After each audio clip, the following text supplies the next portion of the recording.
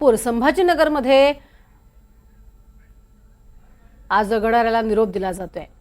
तर संपूर्ण महाराष्ट्रात आणि संपूर्ण देशभरात हा निरोप दिला जातोय। इकडे संजय काका पाटील यांनी ही मोठं विधान केलेलं आहे। विधानसभेच्या पार्श्वभूमीवर महाराष्ट्रातील राजकारण चांगलंच तापू लागलंय आणि सांगलीमध्ये भाजपचे माजी खासदार संजय काका पाटील यांनी विशाल पाटलांवर जोरदार टीका केली आहे। पद मिळाल्यानंतर माणसं बेताल होतात, पण दिलेलं पद लोकांनी कामासाठी दिलं याचा विसर पडतो। याचं उदाहरण म्हणजे विशाल पाटील, असं संजय काकांनी म्हटलंय।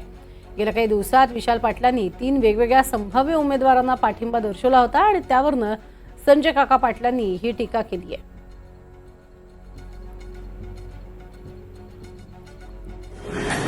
अलीकडच्या काळामध्ये बहुराजकीय जीवनामध्ये माणसांना पद आणि प्रतिष्ठा मिळाली की माणूस बेफाम होत चाललेला आणि त्याला असं वाटतं की हे मी निर्माण केलंय, हे माझ्या कौशल्यानं मी मिळवलंय आणि माझ्या युक्तीमुळे मी हे केलंय। हा जो भ्रम तयार होतो त्यामुळे माणसं बेताल व्हायला लागलेली आहे।